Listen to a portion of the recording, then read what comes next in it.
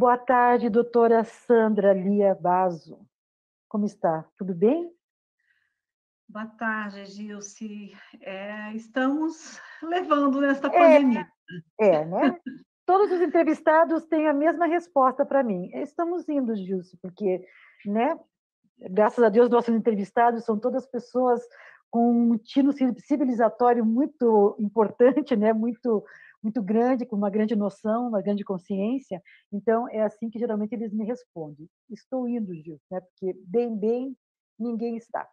Doutora, hoje é dia 25 de novembro, é o Dia Internacional de Combate à Violência contra a Mulher, e por isso não dá para passar esse dia sem termos você aqui, você que tem um trabalho importantíssimo de enfrentamento a essa violência. Então, eu queria começar falando com você sobre os dados que saíram hoje na Folha de São Paulo. A Folha nos dá conta que houve, em 2020, 648 feminicídios no primeiro semestre de 2020, 1,9% a mais do que o mesmo período de 2019. A gente sabe que a pandemia é uma vilã em relação a isso, e eu queria a sua análise, doutora. Então, Gilce, eu quero começar dizendo que hoje a ONU, né, instituiu o 25 de novembro como dia pelo enfrentamento, pelo combate, enfim, à violência contra a mulher, pelo fim da violência contra a mulher. E esse dia faz parte de um período que foi instituído pela ONU como os 16 dias de ativismo contra a violência contra a mulher. No Brasil, a gente comemora os 21, porque nós 21. incluímos a consciência negra, porque para nós esse é um dia fundamental. Né?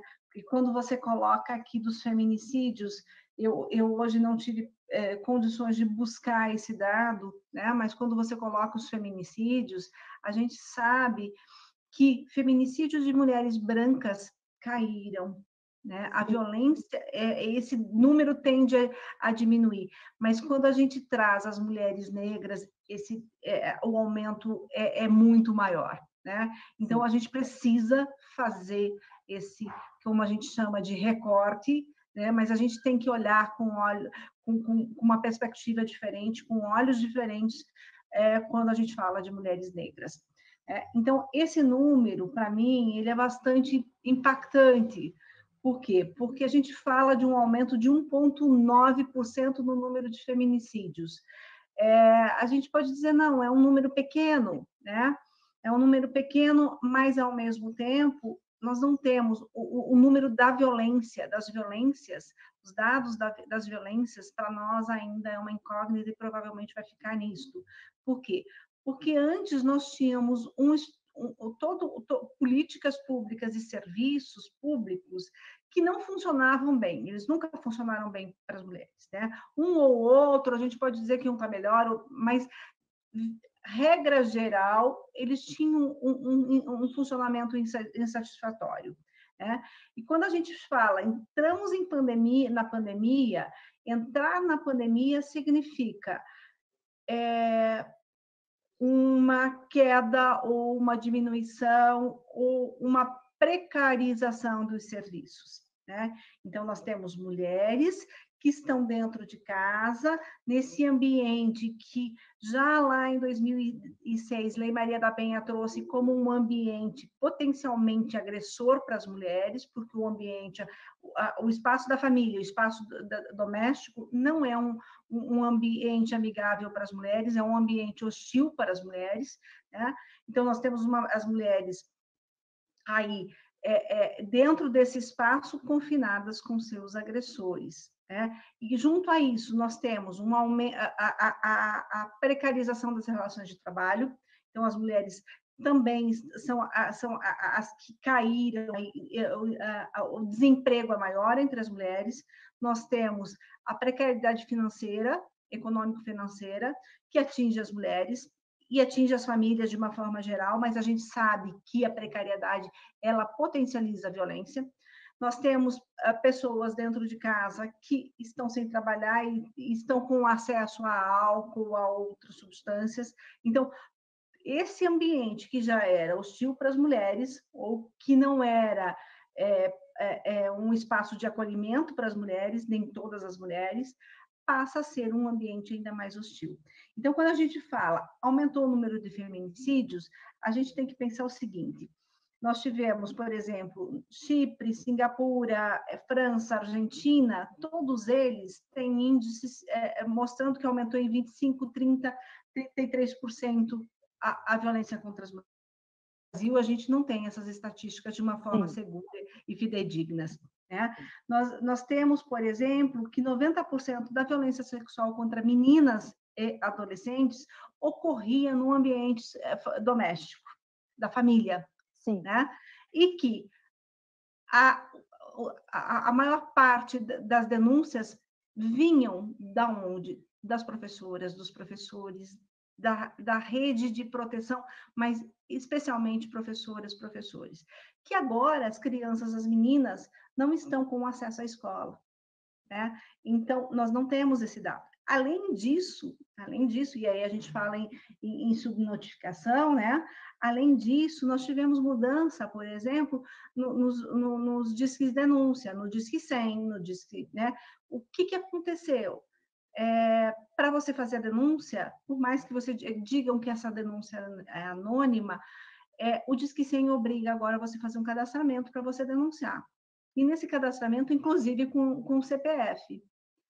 Então, se as pessoas já receavam acessar o Disque 100 para fazer uma denúncia, já diziam, olha, em briga de marido e mulher, ou esse assunto não me diz respeito, ou então a violência aconteceu dentro de casa, eu não estou vendo, né?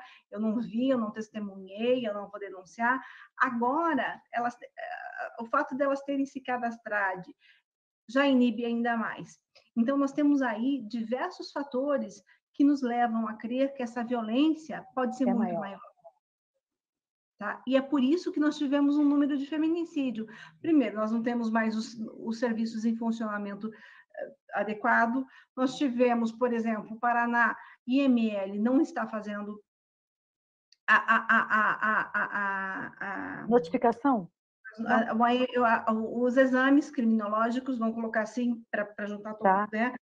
Não está fazendo mais os laudos, né? Não está indo, por exemplo, aqui em Curitiba, que nós tínhamos um programa de violência sexual em que o IML ia até os hospitais, não tem mais, nesse período de pandemia. A gente entende que essa é uma situação excepcional, mas não se está olhando para as mulheres e meninas. Não.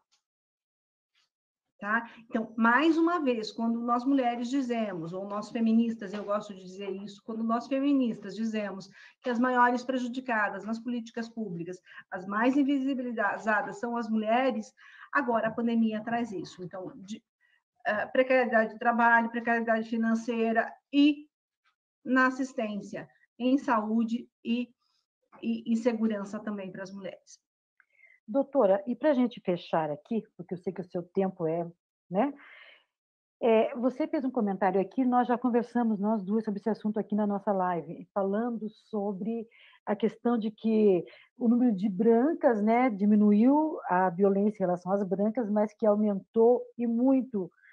Eu até não recordo agora o percentual, mas me parece que era tipo assim 80%, 69%. Eu era tenho algo... percentual aqui. Mas lembra que era um percentual alto, altíssimo, em relação às negras.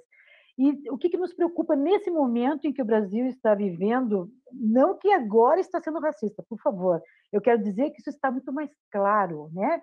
Até por uma questão de uma posição do próprio presidente da República, né, do próprio governo, acaba, de uma certa forma, levando as coisas ao estado que chega.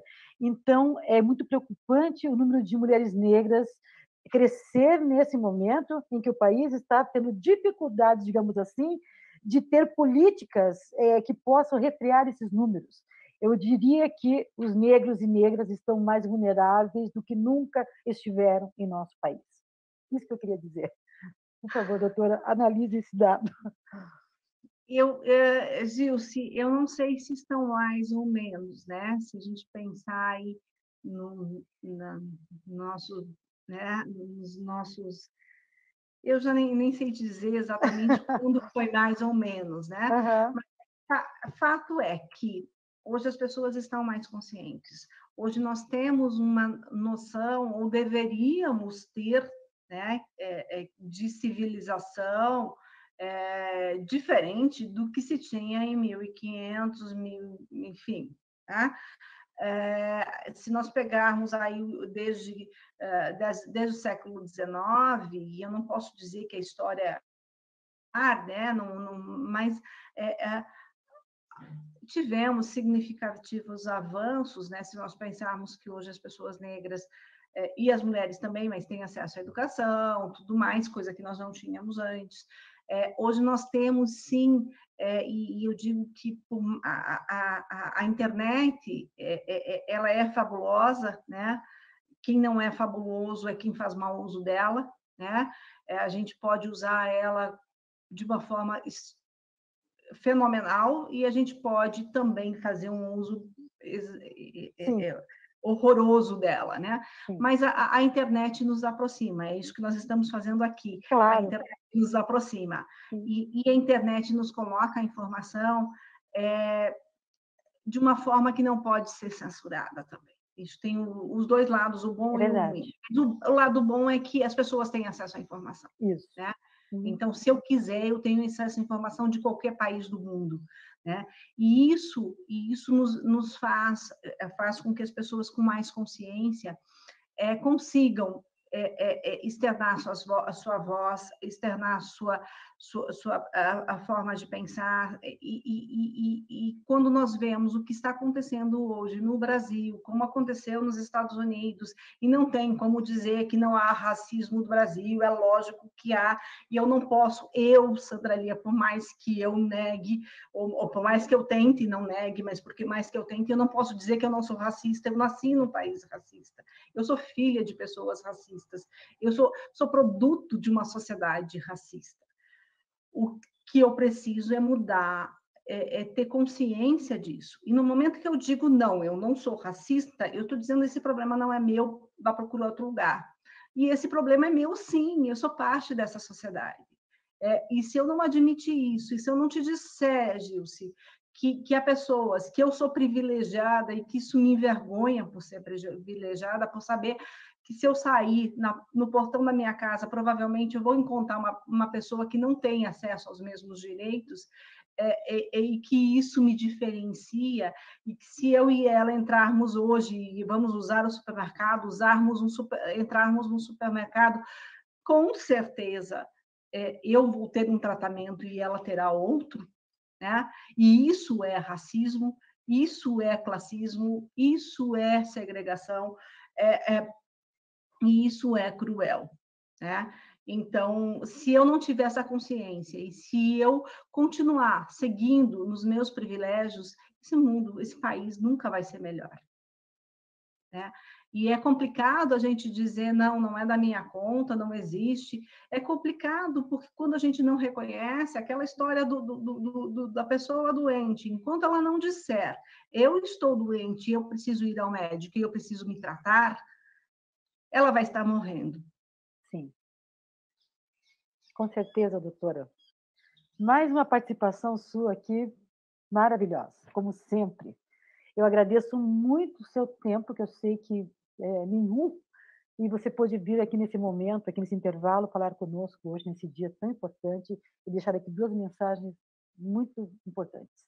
Em relação... Gilson, eu agradeço muito obrigada pela oportunidade, estou sempre à disposição. Muito obrigada, doutora. Fica bem, tá? Se cuida. Um abraço grande. Um abraço.